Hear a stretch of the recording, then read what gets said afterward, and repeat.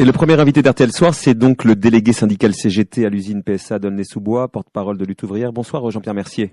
Bonsoir.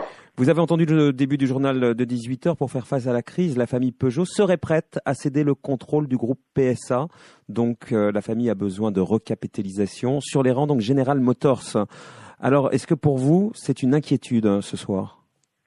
Écoutez, nous, que notre patron soit français ou soit américain, c'est pas ça qui nous importe en tant que salariés. Aujourd'hui, la famille Peugeot est une famille à 100% française. Elle a annoncé 11 200 suppressions d'emplois en France. Elle compte fermer l'usine d'Aulnay avec 3000 licenciements à la clé. C'est 1400 licenciements dans l'usine de Rennes.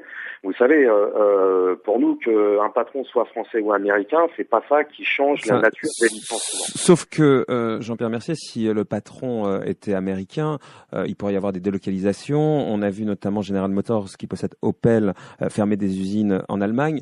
Vous ne craignez pas que ça soit pire demain ?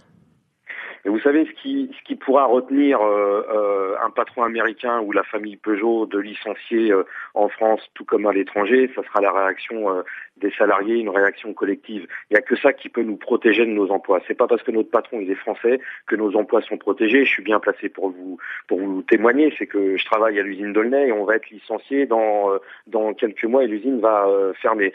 Ce qui est notable dans cette affaire, c'est que la famille Peugeot, qui est riche à milliards, qui a accumulé depuis 10 ans près de 6 milliards de dividendes, 6 milliards d'euros de dividendes, les a placés en Suisse ou dans le système financier et ne veut absolument pas les réinjecter dans la production pour maintenir les salaires et maintenir les emplois. C'est ça qui est un véritable scandale. Oui, face à une situation de crise, la famille Peugeot ne veut débourser aucun centime pour réinjecter dans... Parce que vous dites situation de crise, le groupe Peugeot perd 150 à 200 millions d'euros par mois.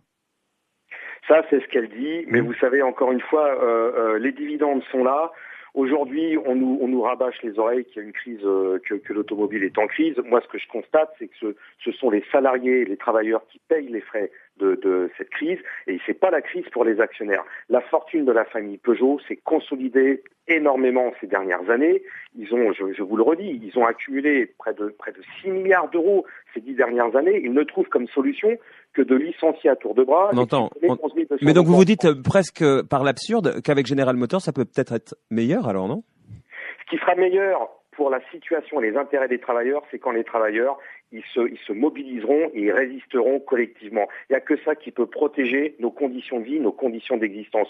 Vous savez, encore une fois, qu'un patron soit américain, français, chinois ou hollandais ou anglais, peu importe, il n'aura comme politique que pour augmenter ses profits, protéger les dividendes de ses actionnaires, de licencier et de bloquer les salaires. Aujourd'hui, la famille Peugeot ordonne dans le groupe PSA de négocier des accords compétitivité qui vont nous faire partir 10 ans en arrière sur nos droits sociaux, que ce soit sur les salaires, sur les congés, sur les RTT, etc. Ils vont nous demander encore des sacrifices supplémentaires. Et c'est un patron qui est bien français. Vous avez un message à adresser ce soir, par exemple, à Arnaud Montebourg, l'homme à la marinière, quand même, qui avait quand même le fleuron français, c'était quelque chose d'important. À Arnaud Montebourg, vous lui dites quoi ce soir ?